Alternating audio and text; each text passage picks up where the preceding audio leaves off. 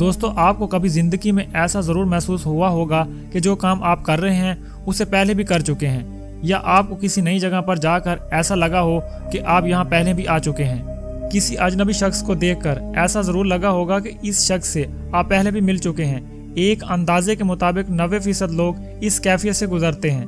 इस कैफियत को डीजा वू कहते हैं। फ्रांसीसी जबान में इस लफ्ज का मायने है पहले से देखा हुआ। अक्सर जो लोग डीजा वू का शिकार होते हैं वो ये समझते हैं कि शायद दुनिया में वो अकेले ही ऐसे हैं जो ऐसा महसूस करते हैं, लेकिन कमो बेश हर इंसान डीजा वू के तजर्बे से गुजरता है। लेकिन आज तक इस मजर को समझने के लिए जिस कदर भी मफरूजे कायम किए गए हैं, इनमें से एक पर भी यकीन करना मुश्किल है। आम लफ्जों में कहा जाए तो डीजा वू इस कायनात का एक अजीबो गरीब मजहर और सरबिस्ता राज है। इस तजर्बे के दौरान सबको एक जैसा लगता है।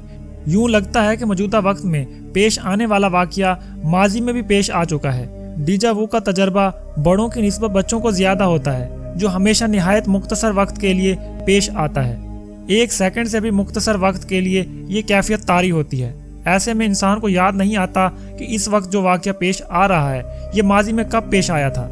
इस तजर्बे के दौरान और इसके कुछ देर बाद तक हर इंसान को निहायत अजीबो गरीब सी एक कैफियत महसूस होती रहती है कि इसके साथ कुछ बहुत ही मुख्तलिफ और मुनफरिद वाकया पेश आया है। इसके अलावा डीजा वू के ज्यादातर तजर्बात बाद में भूल जाते हैं और दोबारा दिमाग पर जोर देने से भी याद नहीं आता कि पेश आने वाला वाकया कौन सा था और किस नवैयत का था।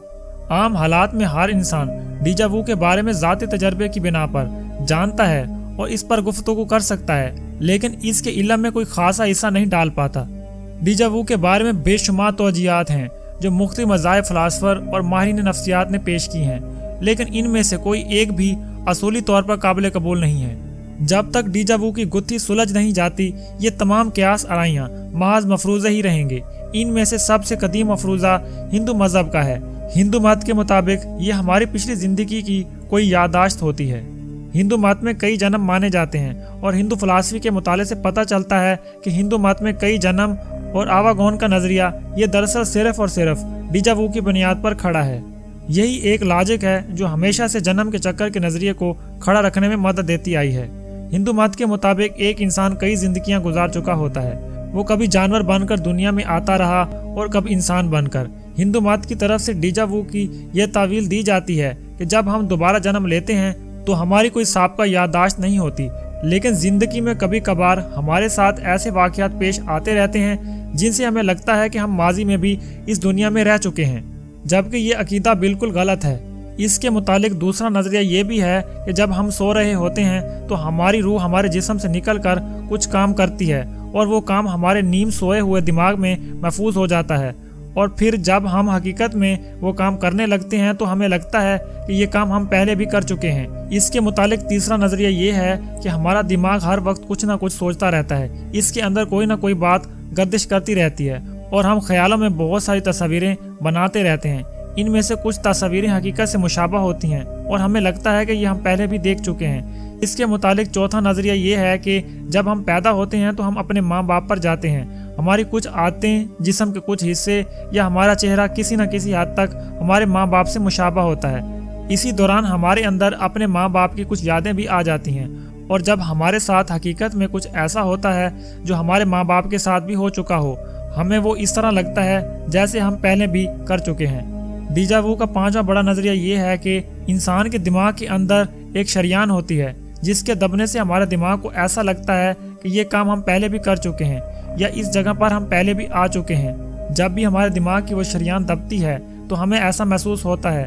बाबा नफ्सियात फ्राइड के नज़दीक डीजा वू की कई वजूहात हो सकती हैं, जिनमें से सबसे काबिल जिक्र वजह यह है कि आपने कोई ख्वाब देखा होता है जिसकी जुज़वियात आपके लाशऊर में महफूज हो जाती हैं, लेकिन आपको याद नहीं रहता कि आपने ऐसा कोई ख्वाब देखा था। इस ख्वाब के बाद अज्जा जब हकीकी ज़िंदगी में अचानक किसी शय या वाक़ये या कैफियत से मिलते जुलते महसूस होते हैं तो हमें ऐसा एहसास होता है जैसे हमने ये पहले भी देखा हुआ है। अलबत्ता साइंस डीजा वू की दियो मलाइयत को तस्लीम नहीं करती।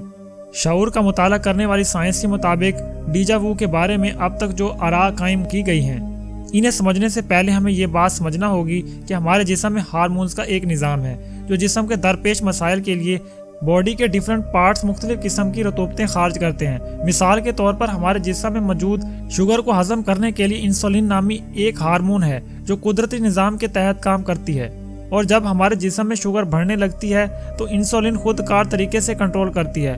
लेकिन कभी कभार ऐसा होता है कि हमारा कुदरती और खुदकार निज़ाम किसी वजह से ख़राब हो जाता है। ये खराबी कई तरह की हो सकती है। ऐसा भी हो सकता है कि हमारे किसी हार्मोन की ज़रूरत ना भी हो, तब भी ऐसा कोई हार्मोन हादसाती तौर पर पैदा होकर हमारे खून में शामिल हो जाता है। आम जिंदगी में अमूमन ऐसा होता रहता है। दिमाग हमारे जिस्म का एक आम हिस्सा है। जब हम किसी पुराने शनासा से मिलते हैं तो थोड़ी देर के लिए चौंक जाते हैं, इसे पहचानने की कोशिश करते हैं और फिर अचानक हमें याद आ जाता है कि वो कौन है। इस तरह अचानक याद आ जाने का अमल दिमाग की एक आदत है। नाज़रीन, नफ्सियात के कुछ माहिरीन का कहना है कि ये कोई पुरानी याददाश्त नहीं होती और ना ही पिछले जन्म की कोई बाज गश्त, बल्कि ये वाक़या अपने पेश आने से सिर्फ एक लम्हा पहले अपने नज़दीकी इम्कान की एक झलक दिखाता है।